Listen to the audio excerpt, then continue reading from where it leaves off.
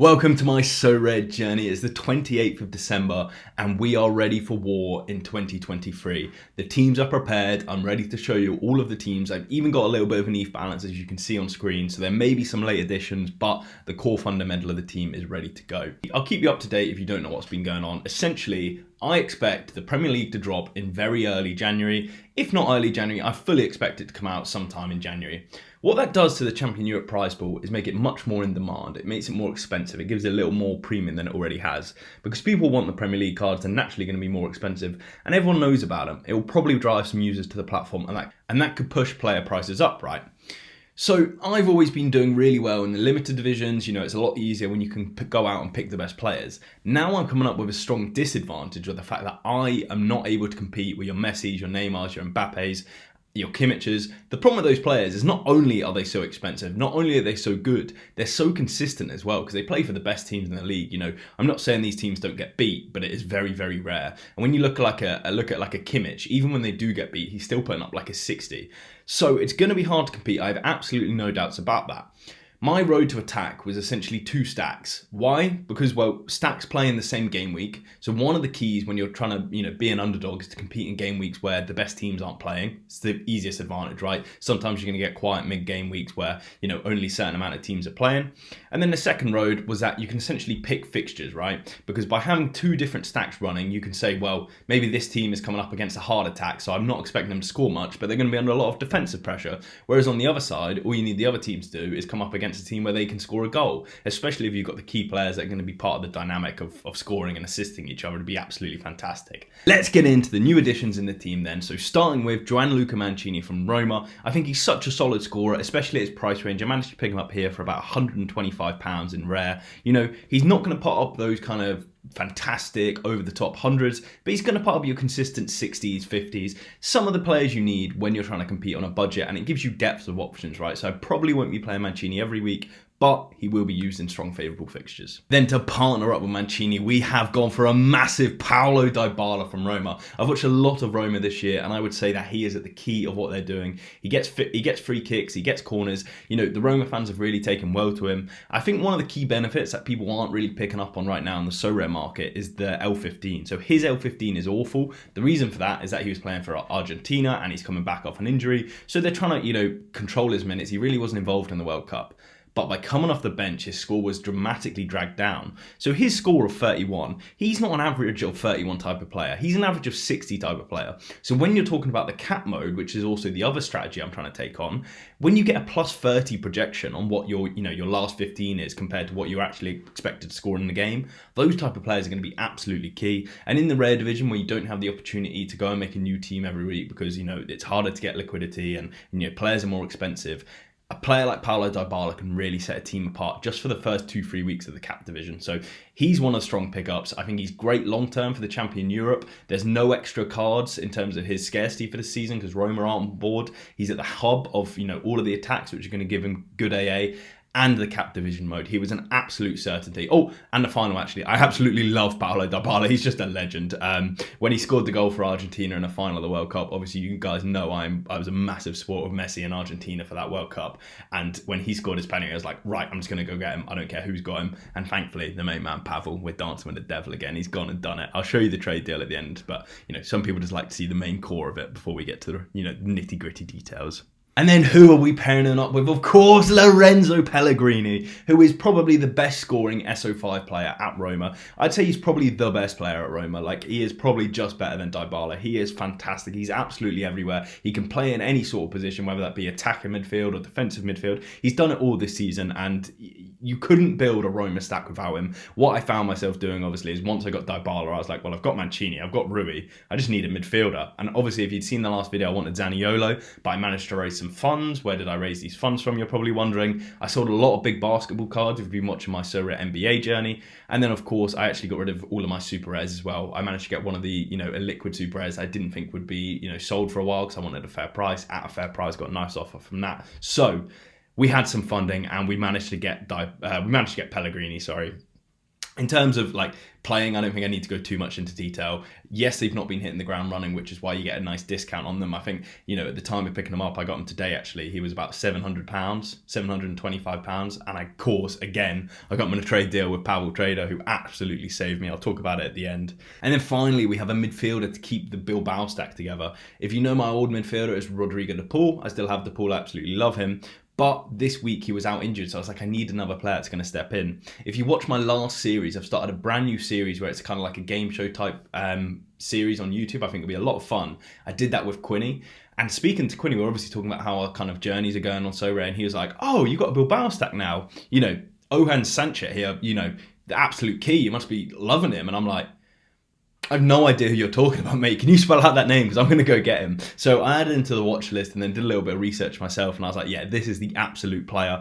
Perfect price point, I think, of £156. You see I can get him for here. He's 22 in midfield. He's been playing in La Liga for a couple of years now. So, this is one of these players that, yes, on SO5, he's not fantastic. But if you keep holding him, I think he's going to grow into an absolutely fantastic player, which is a massive benefit of Sorare. I posted it on my Twitter. You might have seen a leak of this one. Quinny backed him up. Ty backed him up, and I was like, between those two guys, I've got full faith in this man. So I don't know much about him, but I know absolutely everything I need to know. So where does that leave the teams then? So we've got two types of teams. We've essentially got La Liga, Serie A, and a little bit of extra. Especially the extras will be for the cap modes. You'll see a lot of them have, low scores or low averages. Martinez and Unai Simon, we just need them to keep a clean sheet. They can do well in, games where they're not going to do a lot and can guarantee a clean sheet. Or, even if they get pumped, as long as they don't concede 3 goals, you're usually all right.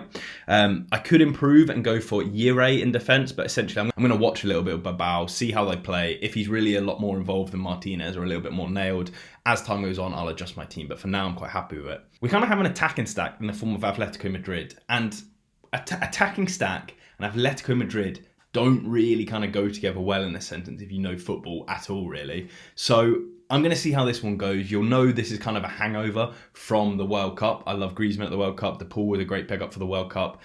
Will they play, that similar standard at Madrid? Probably not. But we'll see how they'd go, because they're definitely top scorers, and especially like Griezmann at his club, he is involved in everything. So he's not a write-off yet, but I'm going to watch them, see how they do. And then, of course, I spoke about the Roma stack, but we have got Skriniar. I'm hoping he gets a move to PSG because I know he's heavily linked. I have also seen PSG saying they're not signing anyone in the winter, but you also wouldn't go out and show your hand too early at the same point, would you? So, between them, we have European fixtures in the bottom half and we have no European fixtures in the top half. I think that's great for the balance, so I can pick up thresholds and capped thresholds just during non-playing seasons. During like midweek fixtures when a European Cup.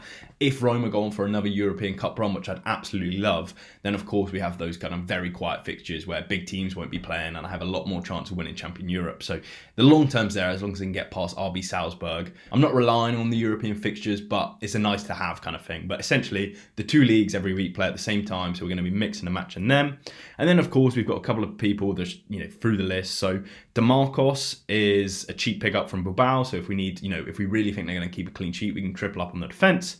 Sanchez is just a hangover from the La Liga 2 Segunda division where, we thought it was really good to go to the Segunda cards, and it was for a time period, but now it's not. And it's like, well, for a cap division, someone that scores 27 might be all right to kind of balance the books, let's say. Luka Jovic, we spoke about before, but, essentially one of those players with a low average score, but is scoring really well and is growing into their form. If this continues, he's going to be a much more expensive card. He's going to put up much more better scores than he expects, but the risk is he's a bit rotational, so you can't nail him for your first team every week.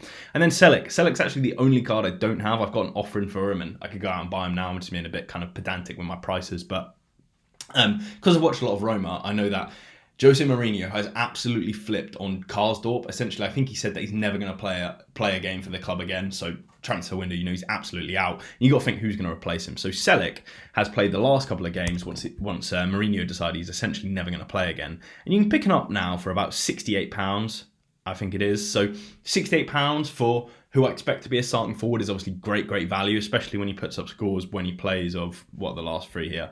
51, 63, 46. They're really good. So I should probably just go buy it. I am being very pedantic with the price, sorry. The only reason I'm not is the whole point that who else could step into the role, because you've got Spinazzola on the left wing, and then you've also got the highly competitive Zalewski. Sorry, I can't say his name, of course. But essentially they're really competitive in the left wing position, you can just put one of them on the right and then Selleck's essentially a bench warmer again. But you are playing bench warmer prices, so maybe I should go out and get him, to be honest. One massive thing, right, I really want to speak about, and this is particularly for the bottom half of the team here. These guys are not getting new season mints. One of the things I've learned with Sorare recently, and it's only because prices have started going down, right? The inflation of new cards every year is going to be quite drastic on the supply of cards. It's going to be drastic on their price if you're not winning. So this paying a little extra for Roma cards that don't have any mints. In fact, I don't even think I paid extra. I think I got great value for them, to be honest. Paying a little bit more so you're not going to have this inflation effect of new cards on the market every week. That could be so beneficial. And I've seen it so many times, right, where people can't really price players unless it's a last sold. So let's say Pellegrini goes on a run. There's no one that's going to put up an auction and bring Sorare aren't going to put up an auction and bring his price down because they don't have the license to do that. So essentially, if someone wants him, you have to go and pay whatever the floor price is, and people just go out and pay it. Whereas, like, you know, if you have a traditional card, let's say Griezmann, and Griezmann goes on a run, people can wait for the auction, and then you're going to get the fairest price that anyone's going to get. That's going to be last sold, and that's how we move on. So one thing I'm focusing on this Champion Europe is that lack of inflation of players, right? So player prices should be a lot more stable, but that does mean at the start you might pay a little bit premium if you're trying to, you know, build your own team. But comparatively, looking at this team compared to other teams in the market that score averagely, I don't think the market's kind of price it in. So that's a little tip for you guys. If you can go out and get cards that aren't getting minted, I think that's a great one. One thing I want to talk about here for my Champion Europe strategy is something I never have heard anyone else talk about on Sorare. They might have done, maybe I've just not seen it, but what I'm doing with my rare Champion Europe team is essentially hedging against my limited team. Because in limited, I've got the best players in the world, right? I've got Kimmich, I've got Messi, I've got Alisson, I've got Trent, Wirtz. You know, just look at all these players, right? In terms of Champion Europe, if the good players score well, I should score well in limited. If they don't score well, it opens up my scoring range in, you know, the rare division even better. So I'm so excited for Champion Europe because, yes, it's one of the hardest divisions to compete in, but I'm going to be the bully in one league, and then I'm going to be trying to fight the bully in the division up. So I'm effectively trying to hedge the two divisions, and I'm so looking forward to that. I actually think it's a genius plan if it works, but, you know, if I have no experience of it, I'm not going to say it's guaranteed to work until it actually does. So of course, football started back. You would have seen Celtic are playing, so I've got a couple of limited teams out. I've been doing really well. If you want to see my rewards and how I'm doing, just little short intervals in each game week, I'm putting them out as shorts now, so please go and check them out. They've been doing absolutely fantastically, so I think you guys have been loving it. The Celtic game's about to start in 1 minute, so I'm going to have to get going. But I thought it'd be really cool to check, you know, my teams for this week just as they're about to kick off, because I haven't even checked the lineup. So let's get into that. I know we're waiting on, the biggest one would be my under-23 team, because it's got, let's just talk through it. So Joe Hart, Carter Vickers, Rio, Giakoumakis on the bench, Kyogo. So Kyogo starts 3 in a row, so that could be really good for his holders. Obviously, we expect Giakoumakis to get a move this summer, but that's not the team we were focusing on. That was the second team. This team is obviously what we've put out for this week, but they play tomorrow. This is a common team, and the big team is definitely not this one. And the big team... Oh, God. Are you joking me? I thought it'd be fun to do this just in case something like this happens, but my big team has 2 subs. So Akimi was not nailed to start, but I would have put him at 75-80%. And Jota, I know we've got Celtic coming up, but he's playing every other, like, big team. What team are we going for here? Kyogo, Abada, Dyson, Moy. I just don't get it. It's like a first choice team. Because Easter Road away, Hibernian away, right? It's a difficult fixture. I'm so shocked Jota's not playing. Because I know we've got Rangers very soon after, and it's good to get a little bit of rest, but you've got to deal with opponents in front of you at the start, which is why I've captained them. Anyway, you want a little spoiler alert. In order to get Pellegrini, I had to get rid of pretty much all of my Celtic cards, except for Jota.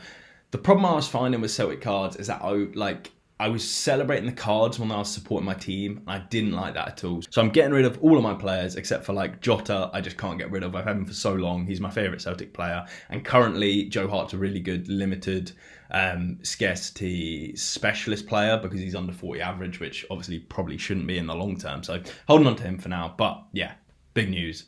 Anyway, I better go watch the game, and I'll start editing this video.